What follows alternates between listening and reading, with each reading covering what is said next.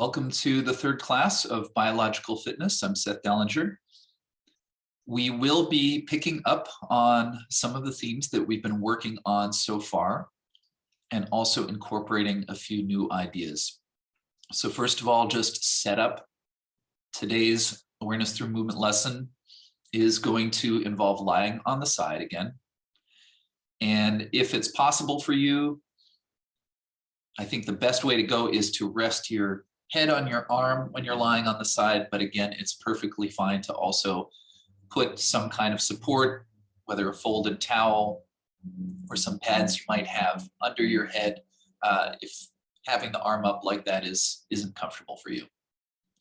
So we'll begin in another couple minutes, but I just want to give you a few basic ideas so you can understand how this process unfolds, and hopefully that makes it more likely that some of these ideas, they stay with you after the session and you see how they apply in other situations. So one of the things that we're always doing when we practice awareness through movement is we're looking for unnecessary effort that we can get rid of. We're trying to reduce the effort. But to be more specific, what we want to do ideally is to distribute the effort throughout the whole body. So typically, a lot of times when we're doing some kind of exercise, we might think, well, I'm moving my arm. I move my arm around. And if we pay attention, we might notice other parts of the body are affected by that, because after all, the arm is attached to everything else. But we don't really include them in the idea of the movement we're making.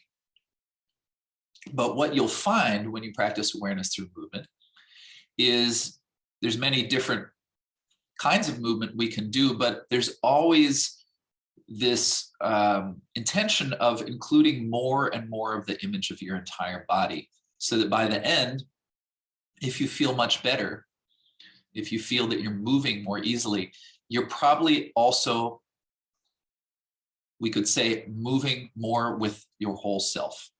So that will be a key feature of what we're doing today. Now, one of the strategy that we're going to use this time, is that the movement you'll do, if someone was watching you throughout the course of today's session, they might think that you were doing something very similar throughout the session and say, this looks pretty repetitive. But what you're going to be doing is all kinds of subtle variations on the same movement. And one of the key ways that that happens is simply by, even if the body seems to do something very similar, how do you use your attention? Where are you thinking of in your body as you move? And then another layer that we will introduce in a very deliberate way this time is not only your body, but the space around you. So how are you orienting? So the features of the room that you're in will actually become part of what you become aware of here. And of course, in life, you're never in a void. You're always in an environment. You're always around other people. You're always moving in relation to other things. Very much a crucial piece of that is the floor, right? You're moving over the surface that supports your weight. But you can also begin to tune into just the distance between yourself and different parts of the space around you. So those are some of the main themes. I just wanted to highlight that here at the beginning. And this is one of those times also where if you are using head support to lie on the side, just know that you'll also be resting on the back between movements, and you probably want to take out the extra head support that you use on the side in order to lie on the back. All right, so if you're ready, if you have a space available on the floor, please come now and lie on your back.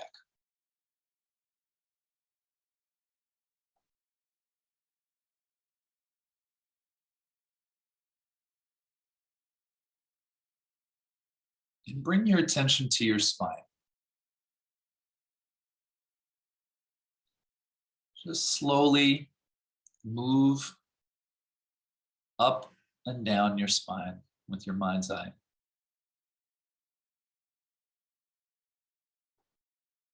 Maybe there's particular places in the spine that are less comfortable. But just notice what you notice. Where does the spine connect to the floor clearly? Or is there space between your back and the floor? You can include the space between the back of your neck and the floor.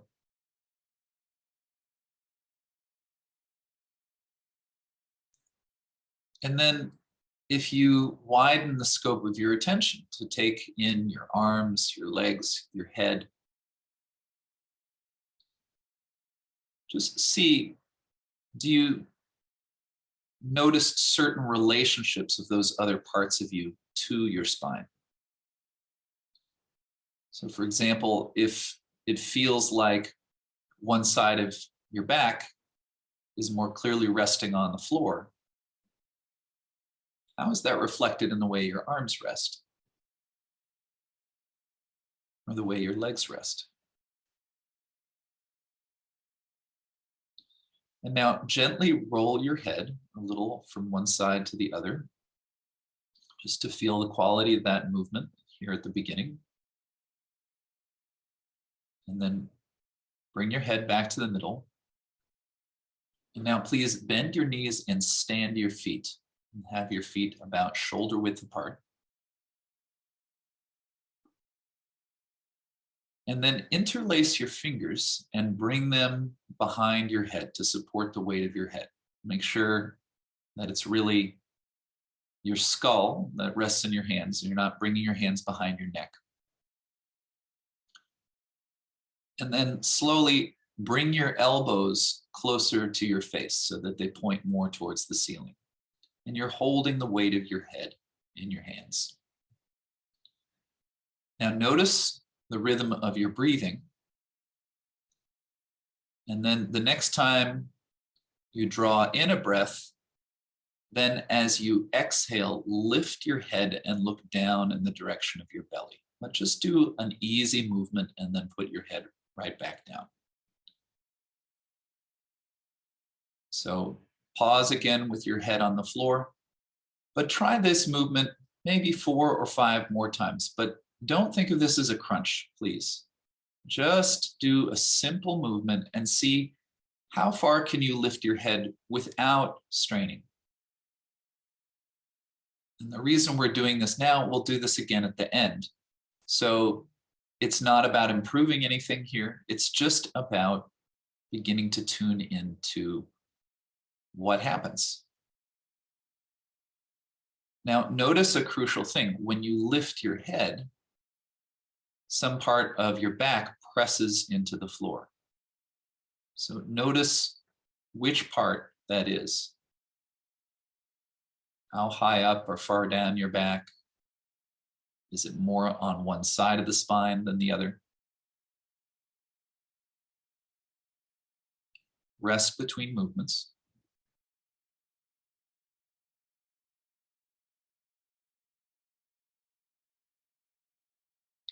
And then rest completely. Take your arms out. You can keep your feet standing, or you can lengthen your legs again. And just have a sense of how that movement was for you.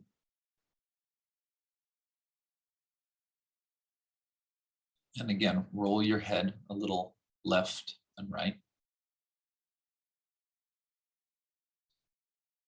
And now we're going to begin to explore some movement lying on the side. So just take a moment to think about which side would be more comfortable for you. Try to feel if there's some internal sensation that's calling you to roll to one side rather than the other. And then go ahead, come onto your side. If you need head support, you can place it under your head, or you can just lengthen your arm up the floor and rest your head on your upper arm. Draw your knees up in front of your pelvis. and have the lower leg swung forward. So if someone was looking at you from above, it would almost be as if you were sitting in a chair that had been placed sideways on the ground. So take your top arm now and place your hand on the floor in front of your chest. Have it a little away from your chest so that from your shoulder out to your elbow and down to your hand, you create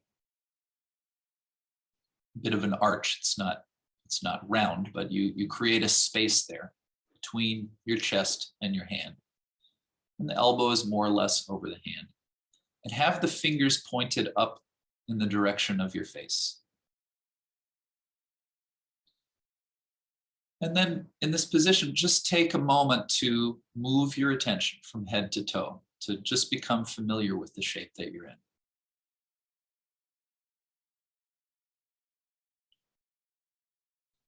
And now bring your attention to your breastbone. And begin to make a movement. It's not going to be a very large movement in the beginning. But notice the position of your breastbone and your hand on the floor in front of you. And now move your breastbone just a little bit backwards away from your hand. And then let the breastbone return.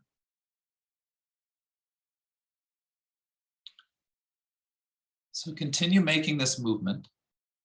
But again, don't force anything. Just gently take the breastbone very small distance backwards, just enough so you know that the movement has created more space between your breastbone and the hand, and then you return. But notice it's not just your breastbone that moves. Or perhaps I should say, it's not just your breastbone that's allowed to move. So just notice if you're tensing or holding anywhere that is unnecessary. And now, as you move the breastbone backwards, imagine that you could put a sticker on your breastbone, like a little dot. And you would put that dot on the exact place in your breastbone that moves first. Where would that be? So your breastbone, of course, is the place that your ribs come together in front, and it runs from the bottom of your throat down to the top of your belly. Where does it feel like you're making this movement from? So place an imaginary sticker on that point and just continue what you're doing, but be clear now that it's that specific place that seems to initiate the movement backwards away from your hand.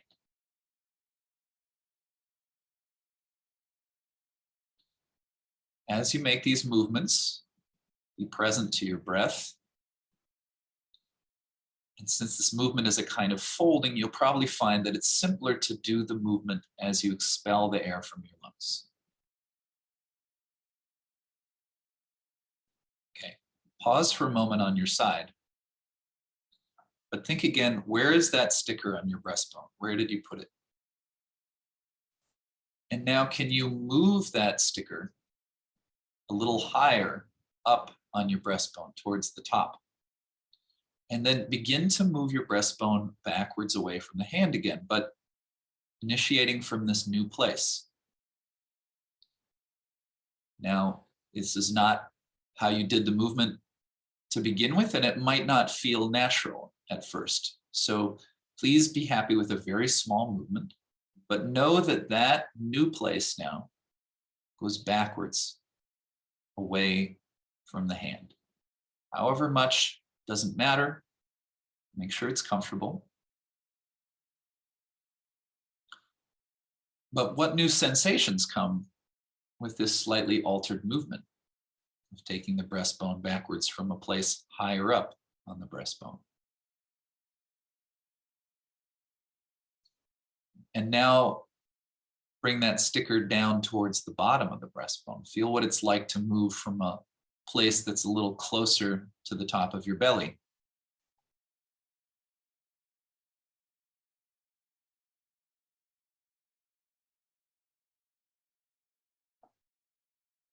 And then as you continue, you can keep experimenting, sometimes moving from a place closer to the top of your breastbone, sometimes from somewhere in the middle of your breastbone, and sometimes more from the bottom.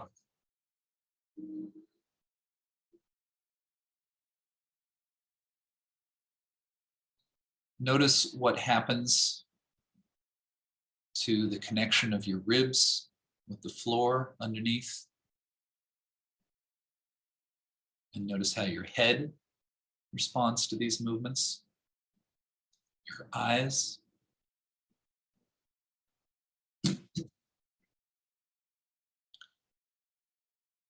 And pause again for a moment.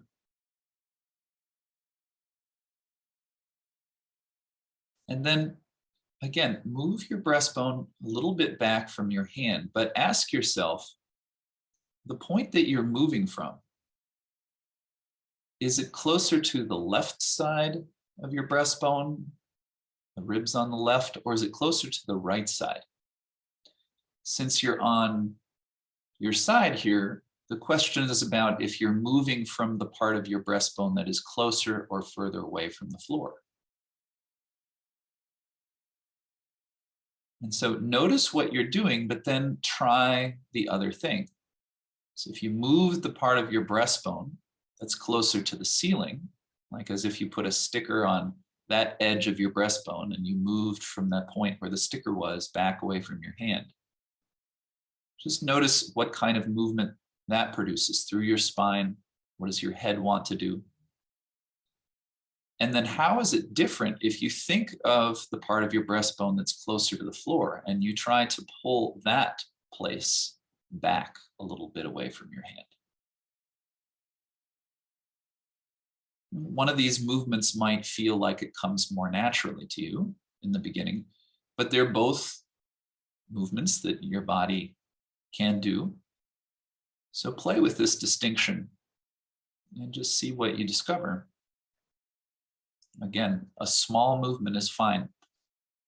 What you're trying to do here is become more familiar with this pattern, or rather the many different patterns that could be produced by thinking of moving the breastbone back away from the hand. Okay, but now just roll back onto your back and take a rest on your back. If you had supports under the head, take them out now.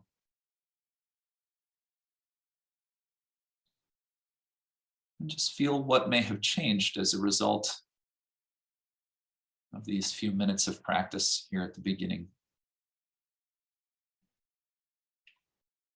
Roll your head a little from side to side. And then rest your head in the middle.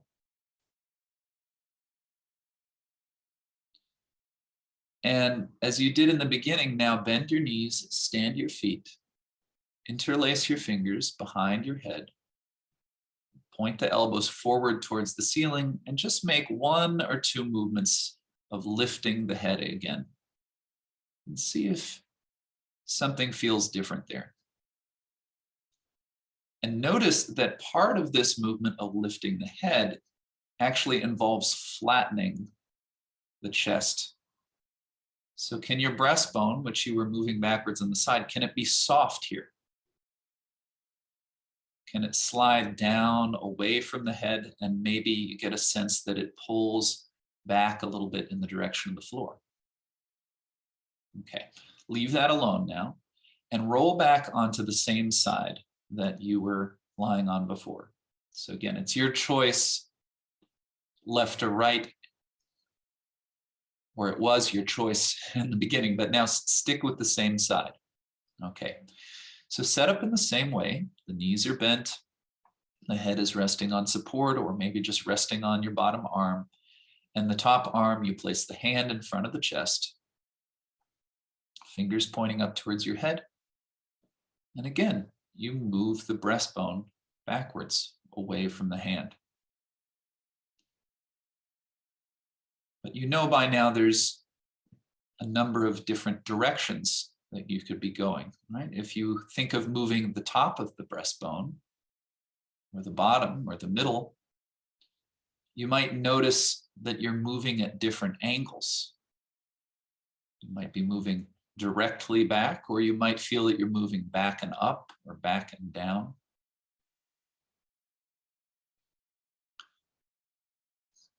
Okay, pause for a moment. And now bring your attention again to the breastbone. Just feel the breastbone, the front of the breastbone there where you were placing the sticker. And now can you sink your attention inside of yourself and imagine the backside of your breastbone, the side that faces the inside of you. It faces the front of your spine. And now begin to move the back of your breastbone away from the hand. And see if you can feel that by sinking your attention deeper inside of yourself, you can produce a different kind of movement. You might find you have access to new possibilities here.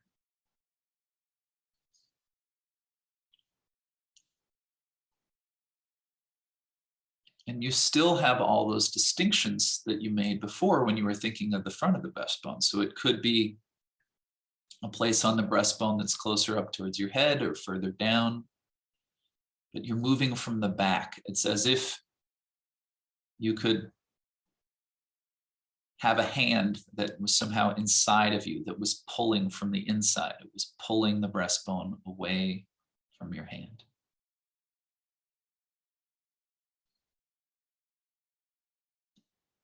Does this produce a larger movement? Not saying that it should, but you might find new spaces inside yourself that can accommodate this movement in a new way. And now pause for a moment and take your attention further back to imagine the front side of your spine. So again, on the interior, and begin to move the front of your spine backwards away from your hand. Now, of course, your breastbone will follow. You're still moving your breastbone backwards, but your strategy for doing it is you're thinking of one of the vertebrae in your spine, and you're thinking of the front side, which is on your inside, and you pull it back away from the hand. But which vertebra did you choose? So choose another one now.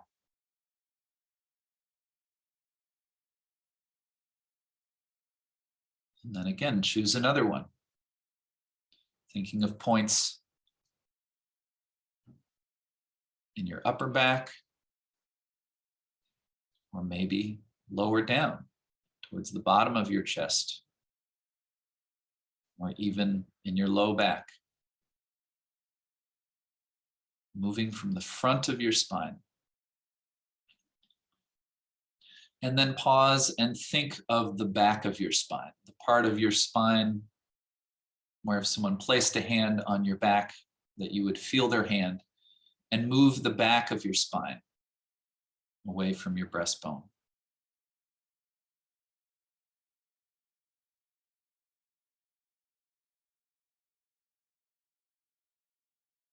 Again, you can experiment with different levels of the spine here.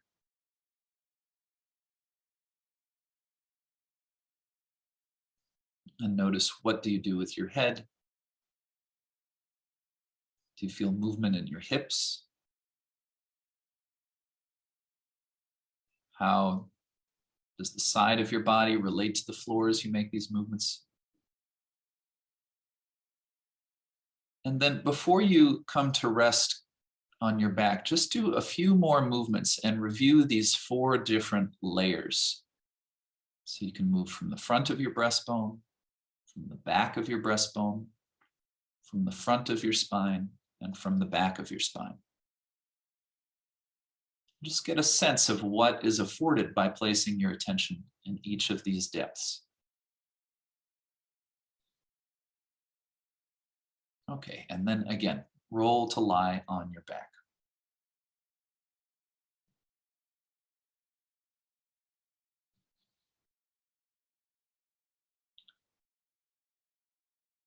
And notice what's developing in your relationship with the floor, your sense of the internal space inside your body. A simple way to notice that is just to notice how the breath moves through your chest on each of the two sides. But there might be a more general kind of shift in your overall state that you feel on one side. So notice the two sides of your face. Notice the distance from the top of your head down to your left heel. And how does that compare with that distance from the top of your head down to your right heel?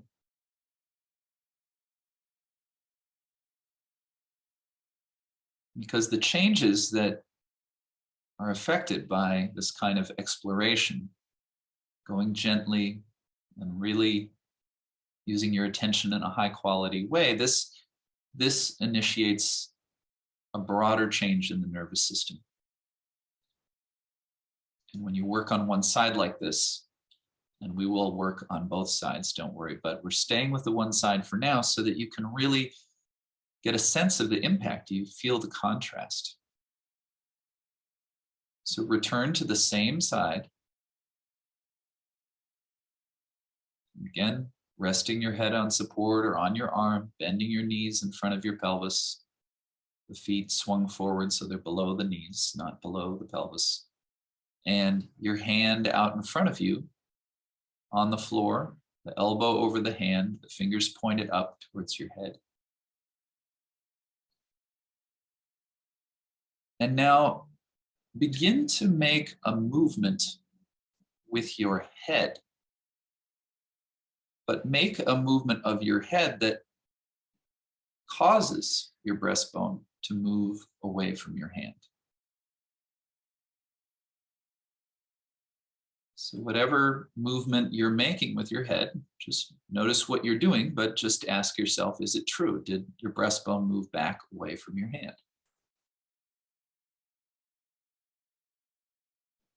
And then if it did, can you find a different movement of your head? Which also takes the breastbone backwards.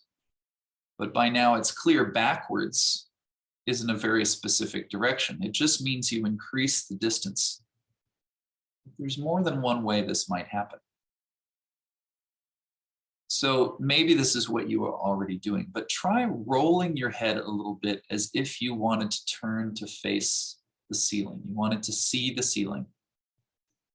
Just feel how that invites your chest to also open towards the ceiling and roll yourself a little bit away from your hand. Now, I should say, none of these movements are intended to be so much that the hand would come away from the floor. Please keep the hand connected to the floor. But just feel you can roll your head back a little bit as if you're looking towards the ceiling. And since I said looking towards the ceiling, what's the point on the ceiling you would look at? Try rolling your head back to look at the ceiling, but maybe orient your eyes to a slightly different point on the ceiling. And you might notice that the head rolls a little bit differently and the breastbone also responds in a slightly different way. Okay, and then bring your head back to rest on your arm. And now, could you move your head forward? Move your head in front of the arm. Maybe it comes down to the floor, or maybe you just come a little bit forward. But what did your breastbone do? There's a way of moving the head forward that the breastbone would also move forward. But if you take the head forward and also look a little down, and you let your chin come towards your chest, your eyes orient down towards your belly, feel how this can invite breastbone to move backwards. If you imagine the whole length of your spine, if it was more or less straight at the moment before the movement, then as you bring the head forward and your chest moves back, it's as if you're forming your spine more into the shape of a C.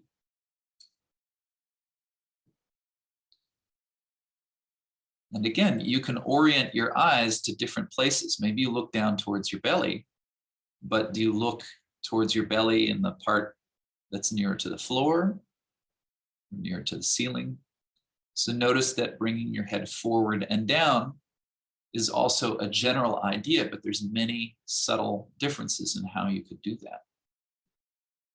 Okay, bring your head back to rest. And now, is there a way that you could, as if someone had their hand on top of your head and you kind of wanted to push up into their hand, can you bring your head a little up away from your feet, but maybe just slightly backwards, so that, again, the distance between your breastbone and your hand increases? This is not turning the head to see the ceiling. You continue to look forward, but you lengthen yourself, or you can think of moving the back of your head directly backwards. Some kind of movement that produces more distance between your breastbone and your hand.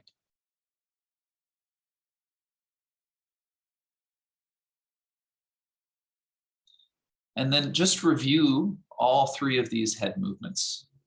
One where you roll as if to see the ceiling, the one where you bring your head down in front, or this sense of lengthening up and backwards. And just notice, what are you doing with your pelvis? How does your pelvis participate? And then experiment with a movement that begins by moving the pelvis. And what are some of the different ways you could move your pelvis? But again, movements that would take your breastbone away from your hand. And most likely your head will also move. So we're not trying to move the pelvis and now stop moving other places. We're just changing, again, the point of initiation. So you might think of rolling your pelvis backwards, or you might think of a movement that's more like tucking your tail between your legs, your sit bones reaching down away from the back of your head.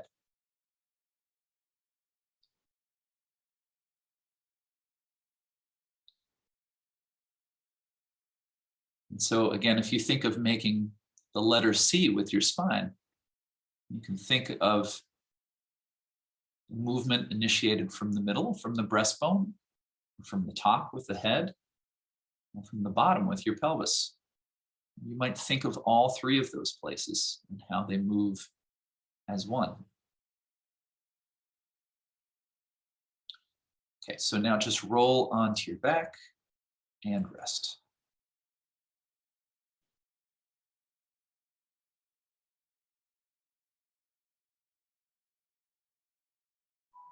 So again, just notice what we're doing here. We could say that all you've done is move the breastbone away from the hand dozens of times. But by moving your attention to different places, you're slowly painting a richer and more detailed picture of your body so that you can awaken more places and more parts of you can come alive into the movement. So now one last time, roll to this side. Rest your head on your arm or the supports. Place the hand on the floor in front of your chest, your fingers pointing upwards, have your knees bent. And now put your attention in your hand. Feel how your hand is connected to the floor. The elbow is up over your hand. Which finger seems to be pressing the most into the floor right now? And now slowly, just very gently, increase the pressure of your thumb into the floor and then release it. Do that a few times and just feel, does that actually ripple through your arm? Does that cause movement elsewhere? What happens to the distance between your breastbone and your hand when you press the thumb and release? And now, one at a time, try a few movements of pressing with each of the other fingers. So go to the index finger and the middle finger, the fourth finger, the fifth finger. And just notice if you press on one side of the hand versus the other, it produces very different sensations, not only in the hand, but in the forearm up to the elbow. Go back to this basic idea of moving the breastbone backwards away from the hand, but feel, how does the pressure change in the hand? Does the pressure move towards your thumb? Or does your pressure move towards the pinky finger? This probably has something to do with whether your elbow moves in space. So if you don't move your breastbone for a moment and you just move your elbow through space, you see that's how you change the pressure in your hands. So now see if you can find movements of the breastbone and also be aware of what you're doing with your elbow that take the pressure onto one finger of your hand or another. And in addition to just noticing, can you do that? You might notice that when you place the pressure more to one part of your hand versus the other, you actually prefer some of those movements.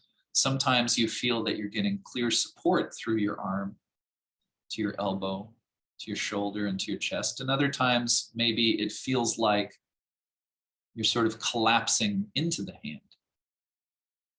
Of course, you don't make any movements that are so drastic that cause you discomfort, but just notice, when do you feel a more solid connection to the ground? When do you feel like the hand actually kind of sinks into the ground? And then make a few movements of the breastbone. And by now, you know that could be many different points on the breastbone, but think of moving away from the thumbnail. So you can move back and down, back and up, but your point of reference is the thumbnail. And then switch to thinking of your fingernail on your pinky finger and move away from that point with your breastbone. So just one more way that you can reconceive the image of what you're doing. Okay, so come now to rest on your back. And one last time, sense the difference between the two sides. Roll your head a little left and right. And then rest your head in the middle and notice the room that you're in. In particular, just sense into the space between you and the wall to the left, and between you and the wall to the right. And you might not know exactly how to define this, but notice if the space feels different on one side. Maybe it's a sense that it's more open or available. It could be easier to move into the space on one side of the room. And now think of the space on the side that you were facing away from. So if you were lying on your left side, when you change in a moment, you're going to lie on the right side. If you were on the right side, of course, then you'll lie on the left side. We're about to go to the other side, but you're still on your back, and just feel into the side that you're going to move towards. And as you begin to imagine, as you begin to imagine that you're going to roll to that other side, can you create a scenario where it's like the wall that you're going to be facing is this enormous magnet, and you feel that it begins to pull you? And where does it pull you from? Does it pull your head to roll? Does it pull one hand to reach across your body? Don't roll all the way to your side. Just make little movements. Maybe the magnet isn't quite powerful enough to pull you to the side yet, but begin to feel yourself attracted towards the wall on the other side, or to that space, that side of the room. And in your own way, excuse me, you can use a bit of the strategy that you were using in the movements before. Just think of different places on the wall pulling you. Think of different parts of your body being pulled. Just see what do you come up with as you experiment with this idea.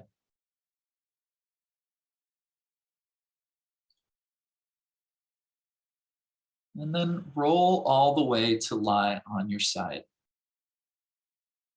So this is the second side now. And arrange yourself as you did on the other side. Draw your knees up in front of your pelvis. Place your hand on the floor in front of your chest, not right in front of your chest, but with some space under the arm. Your head is resting on support or resting on your upper arm. And as you were doing on the other side a moment ago, bring your attention here to your hand. And now imagine that someone was going to draw the outline of your hand.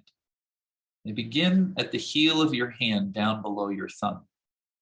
And just imagine that they trace up along the edge of your thumb and around and down into the space between your thumb and your index finger. They go down like the letter U, and then they come back up and they climb up the side of the index finger, up to the tip, and then down in between the index and the third finger, and up the other side of the middle finger.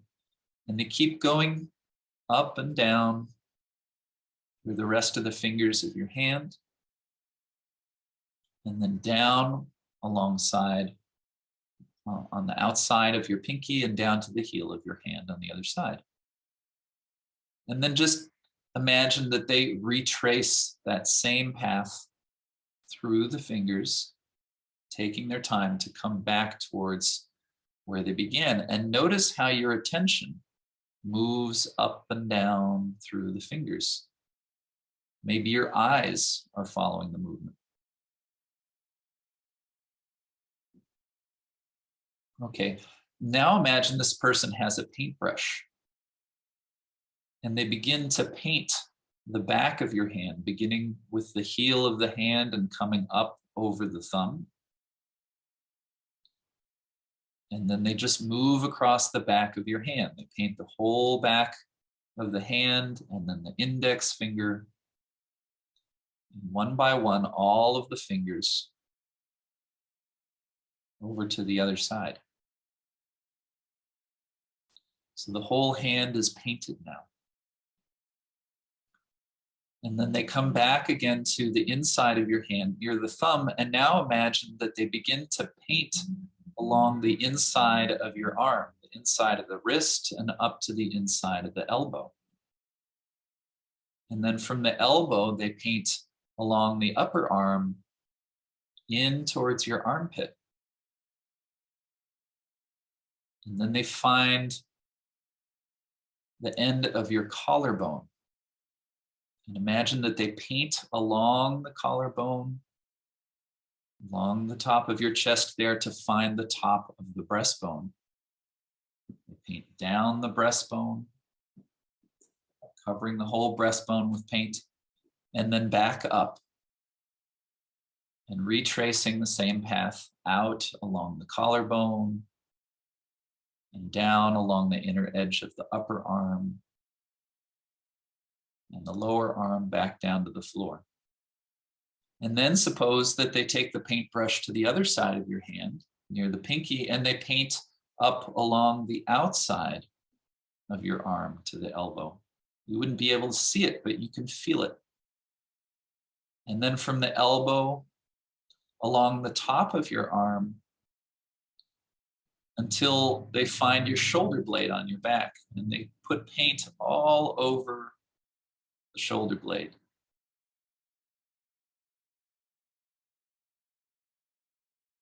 And then again, they return along the same path from the arm to the elbow back down to the floor. And let go of that image, but just feel what might have changed through this imaginary scenario of someone painting your arm, tracing the outline of your hand.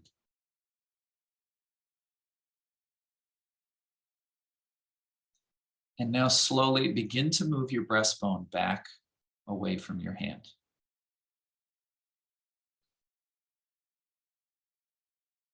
You can try different ways. You know many ways of doing this now. But notice what happens in the hand, in the wrist, in the elbow. Do you feel a change in the distance between your shoulder blade and your spine as you make the movements? And of course, if you try different directions, if you try different points of initiation, feel what's different in the various joints of your arm and your shoulder. Can you sense what happens between your shoulder and your collarbone and your breastbone as you make the movements?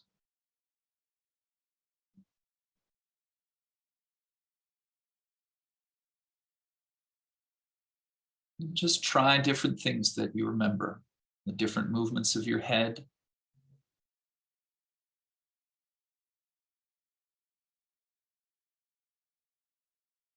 Or initiating the movement from your pelvis.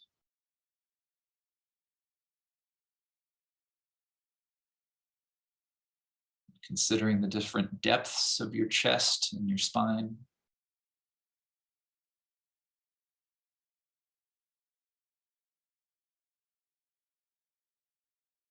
And now as you continue, put your attention not in your body, but in the space that you've created between your breastbone and your hand, but also the whole arch underneath your arm. Just notice how that space changes with the different movements you're making.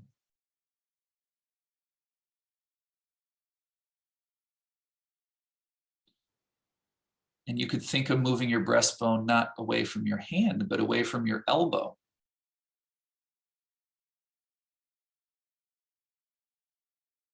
You might be thinking of the inside of your elbow. You might be thinking of the outside of your elbow.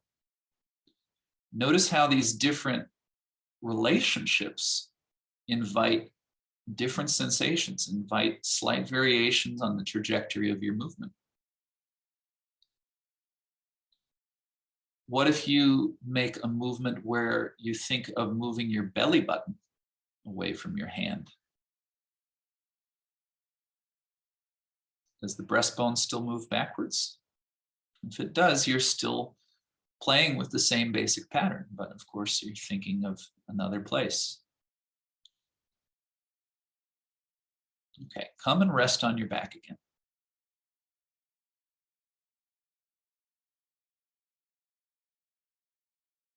Now you notice here on the second side, rather than just repeating the process that you did on the first side, you're incorporating what you already learned and you're bringing in new ideas. So just feel, to what degree do you feel like the second side is catching up to what the first side already knew?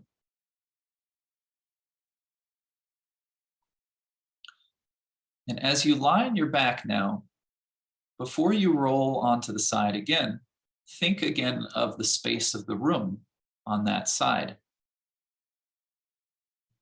And I'm going to suppose that there's a wall somewhere there. It might be a kind of just standard rectangular wall near you, or your room might be a little more interesting than that, but let's just assume there's a rectangle, and if you have something different, you can sort of modify this idea.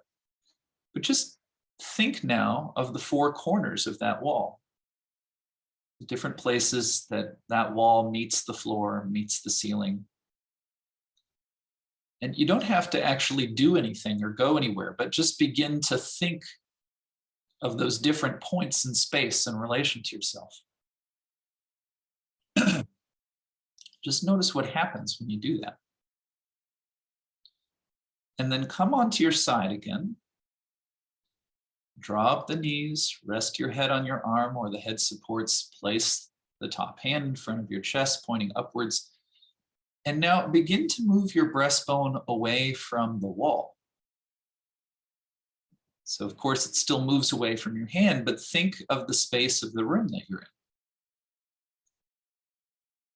And then pick one of those corners of the wall.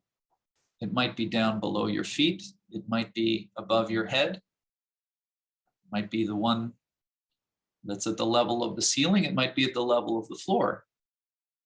And just notice if you orient to these different points in space to move the breastbone backwards, you have to make a different movement depending on which point you're thinking of.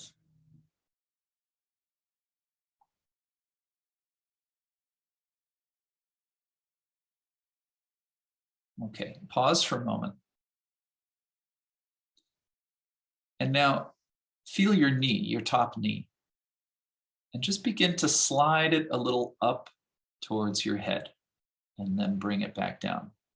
But what does your breastbone do? And so now bring your knee up and bring your head down as if you were bringing your forehead towards your knee and your knee towards your forehead. Notice again how you produce this kind of a C shape. But then think of bringing one of your eyes. If you were going to touch, and you don't have to go that far, but imagine that one of your eyes would come to touch the knee. Or the other eye. Or think of bringing your nose towards your knee.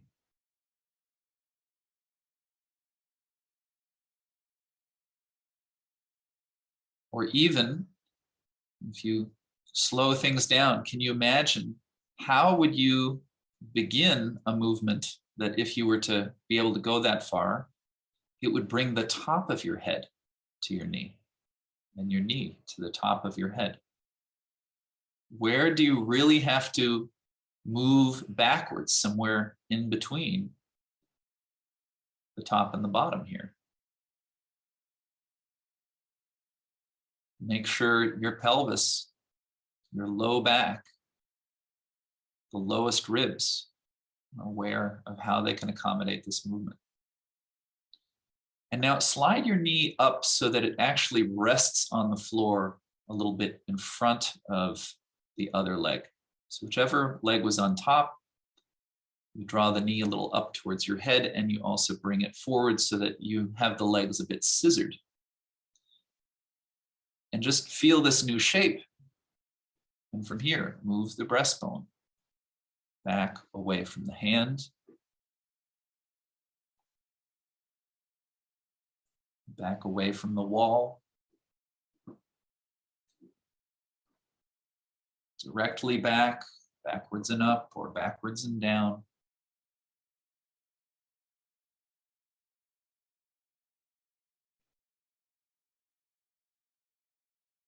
Pause as much as you need to in between movements. Certainly the number of movements that you've made is part of what creates a change in you, but you've made plenty of movements by now. So really concentrate on quality here. Stay connected to the breathing. And now imagine that you're not so much moving away from the wall in front of you, but you're actually moving towards the wall behind you. Of course, you can't see that wall, but what's it like to reach backwards into space? As if you're trying to get closer to something behind you. If you've ever sort of curled up in bed with someone and your back is turned to them, but they're behind you, and you wanted to feel closer to that person, and think how you would reach back to feel their warmth.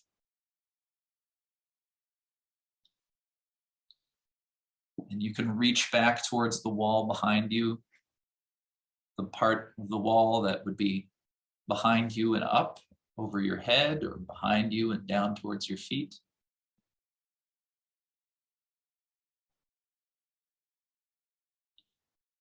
And notice when you make these movements, how does your shape change in relation to the wall directly above your head? As you move backwards, do you pull down away from that wall? Or is there a way that you could move backwards and you would be moving up towards the wall above your head? And then what about the wall down below your feet? You're still moving the breastbone away from the hand, or as we were saying, towards the wall behind you. But notice, are there some vertebrae in your spine that are coming down in the direction of your feet and the wall below your feet? Or are there some other parts of you that are moving up away from the wall that's below you? So you're making the same movements, the same kind of movements you've been making all along, but here you are inside of this whole room.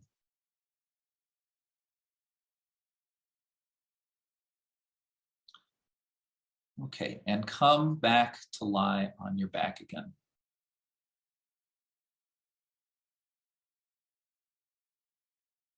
Roll your head a little side to side. And then bring your head to the middle, bend your knees and stand your feet. And as you did in the beginning, once again, interlace your fingers and bring them behind your head. Resting your head in your hands, point the elbows towards the ceiling. And before you lift the head, just consider, again, that lifting the head also involves moving the breastbone in relation to where the head is going. The head is going forward when you lift it, and it's going down. But how your breastbone can also move backwards, and it can slide down away from your head. And so try this movement now as you exhale. Don't exaggerate, don't make it more than it is right now, but just see, is this movement simpler than it was in the beginning? Does the head feel lighter? Is the chest more pliable, more accommodating? Very nice. Rest your head on the floor, take your arms out, and just enjoy a complete rest.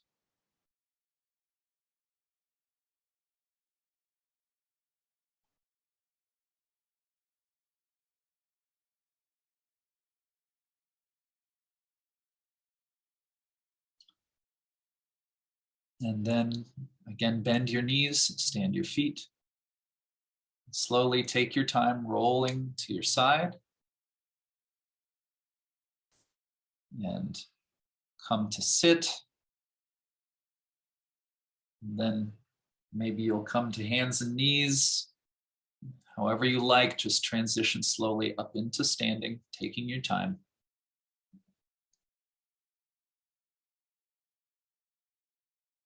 And as you stand, you take account of yourself, but also take account of the space all around you. How do you feel in relation to the space? Are you smaller? Are you larger? Do you feel more connected to the space around you now?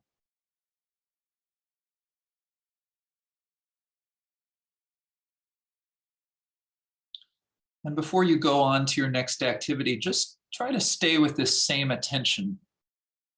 Or maybe you do pick up a task and wash the dishes or whatever it is, but just see if you can stay connected to this idea that you can move your attention to any part of yourself and you can notice how you're relating to any point in space. Just see if this little game is something that you can use to build your body awareness throughout the course of your day. And I look forward to seeing you in the next class. Take care.